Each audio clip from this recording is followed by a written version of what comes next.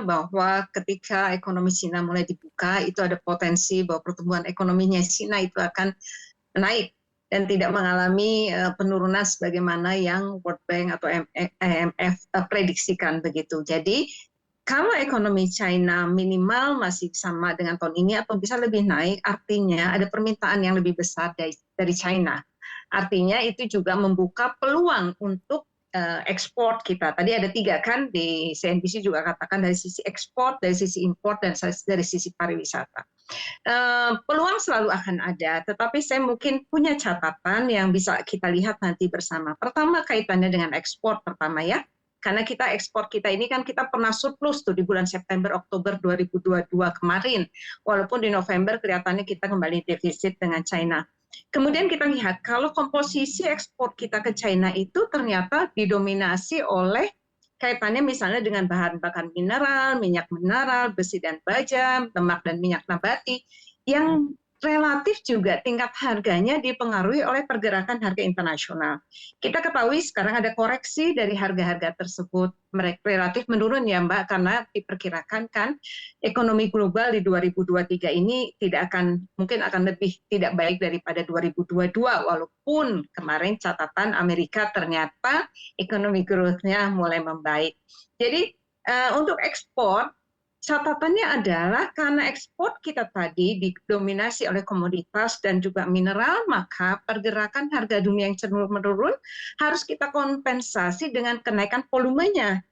Nah ini bagaimana kita mendorong volume, sementara di satu sisi kalau kita lihat import kita, ternyata kita juga misalnya import besi dan baja dari China. Jadi dari sisi ekspor import itu, net ekspornya perlu kita lihat, kaitannya dengan ekspor pelemahan harga komoditasnya, berarti kita harus naikkan volumenya, di mana itu harus kita lakukan, dengan cara apa begitu. Itu yang pertama. Kemudian yang kedua, dari investasi. Dari investasi, paling tidak kan ada 2 ya, ada portfolio dan foreign direct investment begitu. Kalau FDI, saya melihat FDI itu biasanya jangka panjang. Jadi relatif agak tidak terlalu terpengaruh walaupun ekonomi agak bergerak begitu ya. Tetapi yang mungkin perlu catatan ada portfolio. Kalau ekonomi China membaik, kemudian dia mulai membuka, berarti produksi di China mulai jalan, ekonomi growth-nya membaik, indeks harga sahamnya juga membaik, ada kemudian portfolio capital outflow dari domestik kita. Jadi ini yang perlu diantisipasi dampak dari pembaikan ekonomi Cina, kaitannya kalau FDI tadi saya tidak terlalu khawatir, tetapi di dalam portfolio, bagaimana kita mengantisipasi supaya portfolionya tetap di dalam, karena kan kita lihat IHSG kita juga sedang mengalami koreksi pada hari-hari terakhir ini, walaupun rupiah kita relatif sudah mulai menguat kembali di bawah 15.000. Dan yang ketiga dari sisi pariwisata, ini yang tadi juga di raise isunya oleh CNBC, pariwisata memang bisa mendorong pembukaan tadi, perbatasan internasional bisa mendorong pariwisata. Pertanyaannya adalah seberapa besar sih dari wisatawan Cina itu kalau mengeluarkan bagian dari belanjanya di negara yang dituju. Karena kita bisa menerima wisatawan banyak, tetapi yang kita perlukan adalah juga tingkat belanja mereka di negara kita itu relatif tinggi. Jadi mungkin isu-isu ini peluang ada, tetapi ada isu-isu yang harus segera kita antisipasi kaitannya dengan ekspor, investasi, dan juga pariwisata. Dan ini saya lihat tadi ada dari KSP, pariwisata ini perlu kita dorong, Mbak, karena kan ada negara-negara yang memang royal dalam belanja, tetapi ada negara-negara yang dia dapat tetapi belanjanya relatif sedikit. Terus lama tinggalnya berapa lama? Lama tinggalnya panjang misalnya, tetapi kemudian belanjanya sedikit. Itu juga ada pengaruh, tetapi tinggalnya pendek, tetapi dia mengeluarkan dalam belanja yang banyak, maka itu bisa dorong pariwisata kita. Jadi catatan-catatan ini mungkin pembuka bahwa peluang ada, tetapi antisipasi terhadap hal-hal tersebut menjadi penting untuk kita lakukan. Oke. Demikian Mbak Safina. Baik Ibu Ani, berarti dari segi ekspor impor sebenarnya tidak ada kekhawatiran, tetapi portfolio kita itu menjadi hal yang harus diwaspadai dan juga ada beberapa hal lain juga yang harus kita pikirkan. Saya ingin kembali ke Pak Bodro.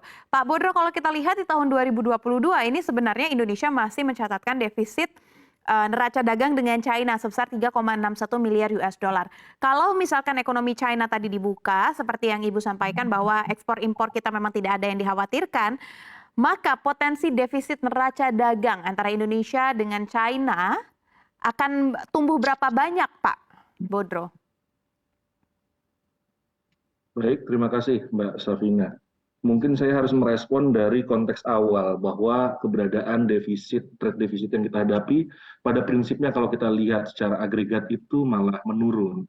Kalau kita lihat trennya dari 2019, kemudian kita lihat lagi di di akhir 2020, itu ada penurunan karena konteks terakhir hingga Januari November di 2022 itu ada di sekitar 2 miliar seperti itu.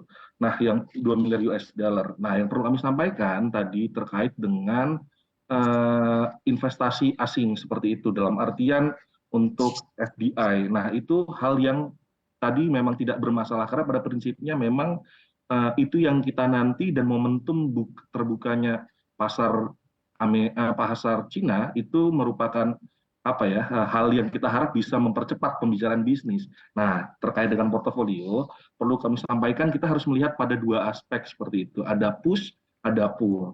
Bahwa memang Cina dalam konteks membuka pasar dan ada kekhawatiran hot money yang keluar dari Indonesia. Tapi kita harus respon juga bahwa pemerintah juga melakukan banyak upaya bagaimana menjaga inflasi seperti itu dengan banyak instrumen. Kedua juga tentu sudah ada juga upaya membentuk intervensi pasar spot, intervensi melalui domestic non-deliverables forwards. Nah, hal-hal semacam itu rasa-rasanya juga harus dipertimbangkan sehingga netnya kita harus berpikir bahwa belum tentu hot money atau arus penarikan terjadi sebegitu besar dan cepat. Kemudian perlu kami tambahkan juga untuk konteks outflow mungkin kita bisa bandingkan dengan kawasan atau beberapa negara, mungkin kondisi kita jauh lebih baik ketimbang India, Korea Selatan, dan Thailand yang outflow-nya mungkin cukup besar seperti itu. Jadi kami rasa apa yang sudah dilakukan pemerintah, intervensi yang dilakukan Bank Sentral itu cukup kuat ya dalam menahan tadi outflow kita seperti itu.